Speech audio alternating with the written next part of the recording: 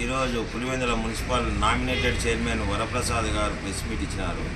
దాంతో ఏదో ఆయన వీరుడు శూరుడు ₹1,00,00,000 తెలుగుదేశం పార్టీ నన్ను ఆఫర్ చేసినా పోలేదు, ₹1,00,00,000 ఇచ్చి కొని నిన్ను అంత దేశ నాయకుని కాదు, నువ్వు అంత నాయకుని కాదు, నీ గురించి పులివెందుల మున్సిపాలిటీ అందరికీ తెలుసు, నీ చరిత్ర అంతా తెలుసు, నువ్వు ఏదో పెద్ద డబ్బాలు కొట్టుకోవద్దు వరప్రసాద్ గారు, నీ గురించి అందరికీ తెలుసు. నువ్వు మొన్న నా మీద తెలుగుదేశం వాళ్ళు వచ్చి నన్ను ప్రలోభాలు పెట్టినా నేను వైఎస్ వాళ్ళు వెనకంబడే తిరుగుతాను అంటున్నావు. నీ పార్టీలో అందరికీ తెలుసు నీ చరిత్ర ఏందో.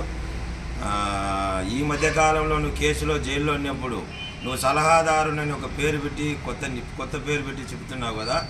వాళ్ళ ఇంటికి పెద్ద ఆయన, మీ మామగారు, నీ పిల్లనిచ్చిన మామగారు ఒక పెద్ద ఆయన, అతి పెద్ద ఆయన, చాలా మంచోడు ఆయన. నీ బామర్ది శంకరు, మీ ఇంట్లో మీ మిస్సెస్ అయిన మా అక్క వయసుది ఆమెది, ఆమె కూడా వీళ్ళంతా పోయి మా భర్తని కాపాడండి, మేము తెలుగుదేశం పార్టీలోకి వస్తాము అని చెప్పలేదా అని ప్రమాణం చేయగలరు. మేము అనలేదని నీకు తెలియలేదు. నువ్వు జైల్లో ఉన్నావు ఆ టైంలో వరప్రసాద్ గారు, నీకు తెలియదు, జైల్లో ఉన్నావు. తెలుసుకో, మీ ఇంట్లో వాళ్ళని అడిగి కనుక్కో. మీ మామ ఎంత బాధపడింది మాకు తెలుసు అది. అంతేగాని నోరుంది కదా అని ఒక అబ్బకు పుట్టింటే ఒక అవన్నీ మాట్లాడి నీ ఇష్టం వచ్చినట్టు మీడియా ఉంది, మీడియాలో కూర్చొని నీ ఇష్టం వచ్చినట్టు మాట్లాడితే మర్యాద ఉండదు వరప్రసాద్. అందరూ ఒక అబ్బకే పుట్టింటారు, నీకేమో మాకు తెలియదు, కానీ మేమైతే ఒక అబ్బలకే పుట్టినాము. నీవు నోరు అదుపులో మాట్లాడకపోతే కపడదారు మిస్టర్ వరప్రసాద్. మరి నోరు అదుపులో పెట్టుకొని మాట్లాడు.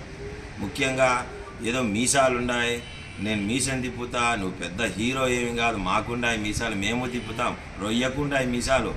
నీకంత సీను లేదు, నీకంత ఏదో మీ వైఎస్ వాళ్ళ దగ్గర మెహర్బానీ ఉండి ఏమన్నా మేము ₹1,00,00,000 ఇచ్చామంటే వాళ్ళగా ఏమైనా ఎక్కువ ఇచ్చారని నువ్వు ఏమైనా ఆశపడతానేమో. నీకంత సీను లేదు వరప్రసాద్. మేము మళ్ళా తిప్పుతాను మీసాలు, మళ్ళా తిప్పుతాను. ఛాలెంజ్. అదుపులో పెట్టుకొని మాట్లాడు, అదుపులో పెట్టుకొని నోరు అదుపులో. అబ్బా గిబ్బా అని ఒక అబ్బకు పుట్టి నేను మాట్లాడితే మర్యాద ఉండదు. ముఖ్యంగా నిన్న చిన్నప్ప గారి మీద 2 క్వశ్చన్లు వేసినాం. ఆయన 200 మందితో వచ్చి వాటర్ ప్లాంట్ల మీద దౌర్జన్యం చేయలేదా అని.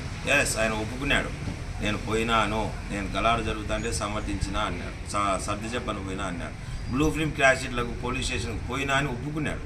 పోయినాడో లోపల ఏం జరిగిందో ఏం చెప్పుకొని బయటకు వచ్చినాడో తర్వాత పని నేను పోయినా స్టేషన్కి అన్నాడు.